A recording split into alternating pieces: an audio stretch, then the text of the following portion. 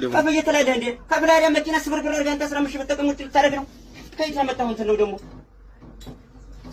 መጀመሪያ ላይ የሚሉን ሰምተህ መንጃ ፈቃድ ለማውጣት ማለት እንደሌሎቹ ማርሽ በትክክል ማስገባት አለበት። ጉልበት ተጠቀማለ ጭራሽ አንተ ማለት በቃ አንተ ለማስተማር እንዴት አድርገን አስተማሩ ከተማ ማርሽ እንዴት ነው እጅን እያስቆድ ሃይ ተመቸ ዝምርት ተፈነቀላለ እስቲ ዶሎቹ ሲያስገቡ እስቲ እሺ ጧት በነቀሉት ታዲያ አሁን ብቻ አልመጣ እንዴት አድርገን ነቀልከው? ቃስ አድርጋችሁ አስገቡ በቃ ዋርኒንግ ሰጥቷችሁ በቃ ቃስ አድርጉ ሁሉ አንተ ተሰማለህ ጉልበት ነው የምትጠቀም ሃይ ተለቃለ ከይ ትታገላለህ ቱሪስቱን በደንብ አፈና ማርሽ አታስገባ ያቀም ይበላይ ነው በቃ ምክንያቱም ማርሽ በትክክል ማታስገባው ነቃቀልከው ይሄው እያዩ ነው።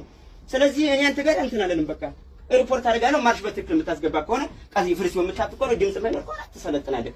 ከዚያ ውጭ ማለት ነው ዝም ብዬ ከፍዬ ነው የምትለውን አማርኛም ማርሽ መኪና ገላ ነው የምትለው ነው የማይሆን ነገር ነው። በቃ አዳምጠኛ ሆኖ ማለት እኔ ተው እንዳተሰብሪ ማለት ያን ሁሉ ተመርሳ አስተምር አይደክምም።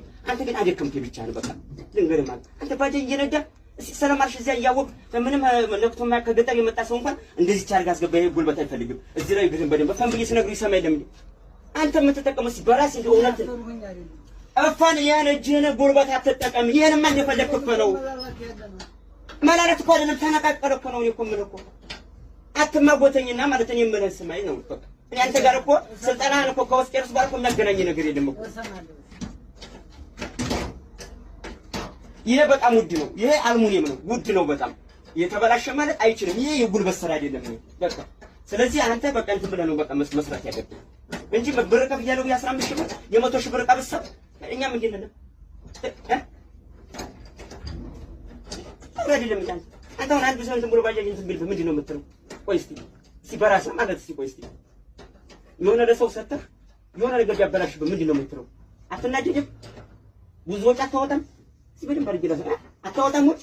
ስፔር ዛሬት ምንድን ነው ስፔር ቤት እስቲ ስንት ነው በቃ እስቲ በዚህ በሞተር ስራ ከዚህ 15 ሺህ ብር ተከፍሎ ስንት ነገር ተደርጎ ከፍዬ ነው አትበል ደግሞ እስቲ በዚህ በሞተር ስራ ከዚህ 15 ሺህ ብር ተከፍሎ ስንት ነገር ተደርጎ ከፍዬ ነው አትበል ደግሞ ከፍዬ ተላዳ